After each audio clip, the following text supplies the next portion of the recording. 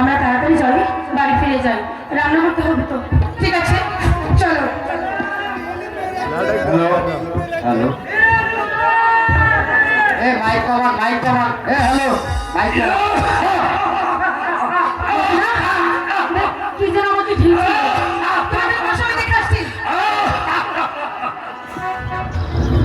সর্বনাশ হয়ে গেছে ভাই, সর্বনাশ হয়ে গেছে। চল আমরা এক্ষুনি এখান থেকে চলে যাই। কেন, কি হয়েছে? তোমার চাচা ডক্টর আমাকে ঢেল ছুঁড়ে মেরেছে। না না, চলো মর্জিনা, এই কথা তাড়াতাড়ি আমার স্বামীকে জানাতে হবে। তাড়াতাড়ি চলো। হ্যালো, তোকে বলেছি পুকুর থেকে পানি এনে রান্না বান্না করতে, দেখো রান্না বান্না শেষ হয়নি।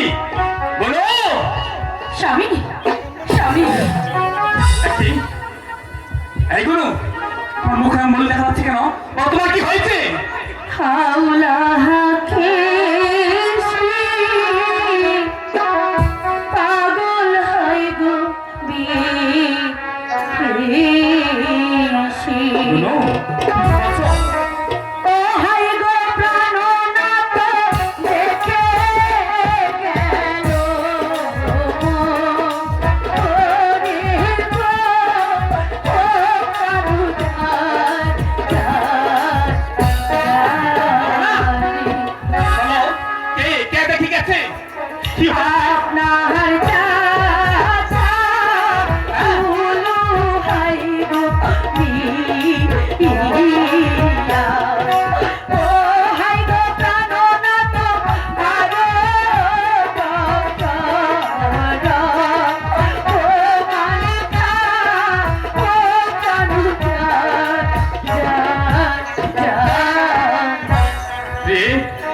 সঙ্গে ছিল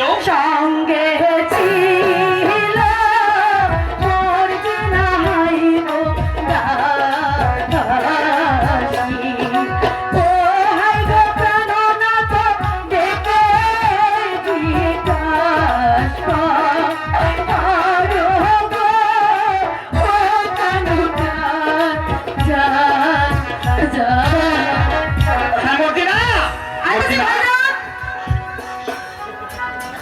বলো ভাইজান। বল মর্জিনা, পুকুর ঘাটে কি হয়েছে? পুকুর ঘাটে কি হয়েছে বলবো? বল না। ভাইজান, পুকুর ঘাটে তোমার কথা মতো আমি আর ভাবি গিয়েছিলাম পানি আনতে। তারপর ওখানে গিয়ে আমরা পানি নিতেই বলবো বাবা কি হয়েছে? আপনার চাচা জন্মদিন চেয়ারম্যান আর ডক্টর রহমান কা ভাবিকে ঢিল ছুঁড়ে মেরেছে। সত্যি বলছি ভাইজান, আমি আসি। তুমি বলো এখন এই মুহূর্তে আমি কি করতে পারি? পুকুর পাড়ে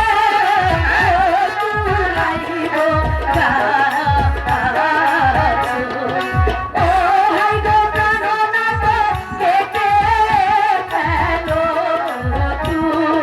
তুমি গো, ও কানুজান যা যা।